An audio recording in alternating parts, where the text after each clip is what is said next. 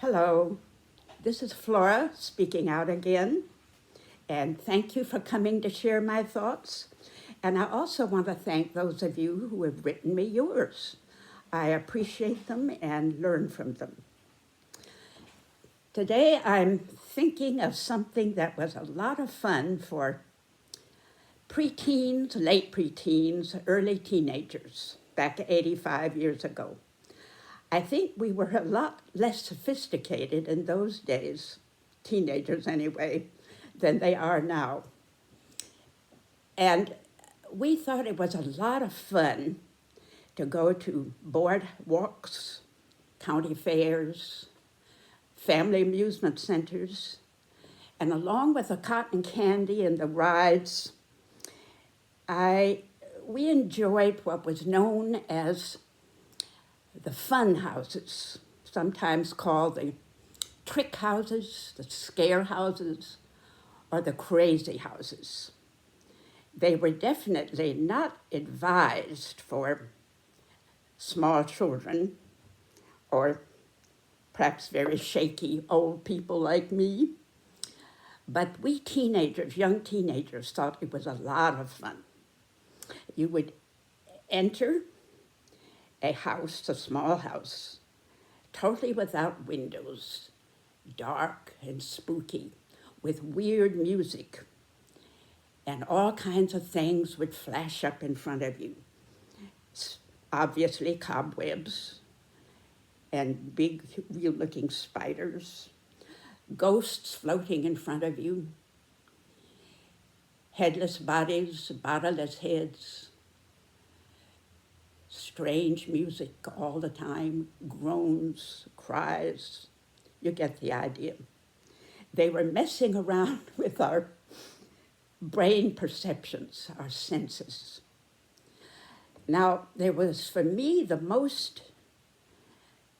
were two sinister rooms I was kind of glad to get out of. I'll talk about the second one a bit later. The first one I'm talking about was a hall or a room which was slightly tilted. The walls slightly tilted, the floor under your feet slightly tilted, ceiling slightly tilted, no windows, of course. And you would come into the room and immediately feel disoriented. What was it that was tilted? Was it yourself? It felt like yourself. Or was it the room? And the room, of course, would say, I'm fine. You're the tilted one. And you begin to believe it.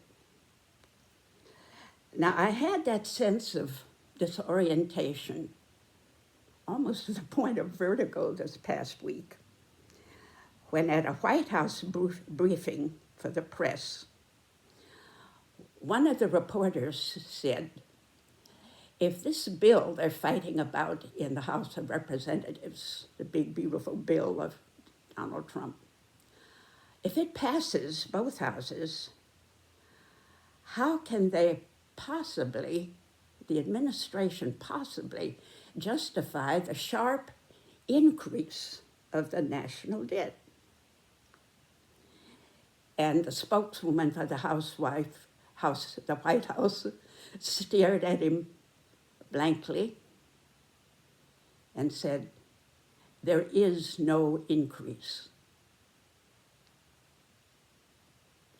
Now, either she'd had a brainstorm in the night and lost her memory that there would be $4 trillion increase, or, and take your pick, she could be bold-faced lying, hoping desperately that we millions out there staring blankly at her possibly had not heard about the $4 trillion, just maybe. That's the garden variety lie. The second, far more sinister and menacing, is that she is talking from the tilted room of the scare house and saying, truth is what we say it is. We decide what is real. You claiming the opposite are the tilted one. There's plenty of the first kind of deceit in all White Houses. The ordinary lies, the hypocrisy, the cover-up. There have been lots of cover-ups in almost every president I've ever known in my lifetime. I would say that a typical one, and sad, very sad, is what is being said of Biden now, that there were symptoms of his incoherence, inability to speak coherently for quite a long time. That's been covered up. There seems to be evidence for that. And it's quite common among many presidencies, dating back to President Woodrow Wilson of after the First World War. He had had a stroke, and almost nobody in the nation knew he was unable to govern, physically or mentally. His wife had held access to his presence. The government was run by his cabinet, his advisors. We, the populace, of course, I wasn't born for another 10 years. Nobody knew. It was much easier back 100 years ago, or even when I was born, 1928, much, much easier to cover up the truth. There was no internet, no smartphones. We took our news, our truth, from what the radio told us or the newsreels told us. This happened again with Roosevelt. I remember so well how he stood there at his inauguration, not knowing, most of us didn't know, that he had no use of his legs after the polio hit him in his late 30s. He literally had to wear leg braces, be propped up. You'd usually see him sitting down or in a car. We never once saw him in a wheelchair. But he was totally crippled, not in his amazing mind, but in his body. And the nation didn't know the truth. And the same with President Kennedy. I was speaking of his inauguration a couple of weeks ago, and how he stood there without his overcoat on, and that icy cold January day, the sun blazing down on him, looking so strong, so well, asking, don't ask what your country can do for you, ask what you can do for your country. We all remember that wonderful quote, or at least you've heard of it. Not knowing, he looking so vigorous and young, was a desperately sick man from Addison's disease, a disease of the adrenal glands. He'd had it for years. There was no cure then. I'm not sure if there's much cure now. And he was in pain most of the time. The nation did not know this, that he was a desperately sick man before and during his presidency, had been for years. Then, of course, there was President Reagan. It was not known till later that his symptoms of his Alzheimer's disease had begun to show up during his presidency, well before the public was told about it. Of course, there were moral cover-ups too. I still remember Nixon looking seriously at the camera, saying, I want the nation to know I am not a crook. All right, these are forms of deceit that are admitting by their very lies and hypocrisy and cover-ups that there is a truth, a reality out there that they are trying desperately to hide. but they know there is a real truth out there. But unique to this presidency now, and I've not seen it in my 96 years, not ever before, in spite of all cover-ups, hypocrisies, lies from even great presidents. Now we're seeing something different. We're seeing the voice from the tilted room. This is unique. We see an administration and a president saying, never mind all that fact-checking, evidence, statistics, polls, court decisions, numbers. They make no difference. They do not matter anymore. We decide what is truth. Get used to it. Trump is not a hypocrite. I wish he was. We would all be a lot safer. A hypocrite knows he is lying. I think Trump believes every word he is saying. And this, of course, is desperately dangerous. When you get a despot, a dictator, whatever you want to call it, up front saying, I am the reality. I decide what is truth.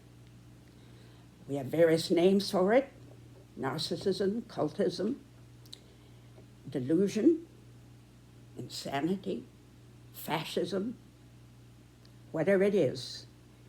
It's a desperately dangerous manifestation. And this, I think, is the first time this has happened in this nation.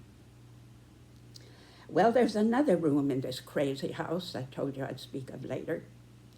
And that was very sinister in its own way. The room of mirrors. Maybe you've been in such a place. No windows, a door very difficult to find out of which you might possibly go, covered with mirrors. And all you see as you look around is yourself. Sometimes they were distorting mirrors that made you swell up like a balloon or shrink like a wet washcloth. And that was quite interesting in itself. But the main point is you see yourself reflected endlessly, mirror after mirror, endless reflections apparently going for all eternity, and only you are there. I think Trump is trapped in that room of mirrors, and all he can see is what he looks like from moment to moment, endlessly reflected. And I think his true believers, members of his administration, are wandering around in the various rooms of the scare house, seeing the spider webs and the ghosts, seeing things that aren't really there, standing in the tilting room wondering who is tipsy here, me or the room. What a terrible place to be trapped. Some stagger out of the last door, out in the open, trembling and rubbing their eyes. What can we do besides pushing back and resisting, which of course we must do? We can open windows, doors. We can shout at the top of our voices what reality is like on the outside of this windowless house, with its hall of mirrors and its tilted rooms. And at the same time, allow, even in the act of pushing back and shouting loudly, to keep the compassion in our hearts for those trapped in those dungeons where all they see is their own reality. I think feeling that compassion in the middle of the resistance keeps, I'm speaking certainly for myself, keeps us human. so we don't end up in a room of mirrors. I came across a beautiful quote from Martin Luther King Jr., one I'd never heard before. And I think that may define the spirit of those who are trying to call out reality. Perhaps, he says, a new spirit is rising among us. If it is, let us trace its movements and pray that our own inner being may be sensitive to its guidance. For we are deeply in need of a new way beyond the darkness that seems so close around us. Thank you so much for being here today. See you next week.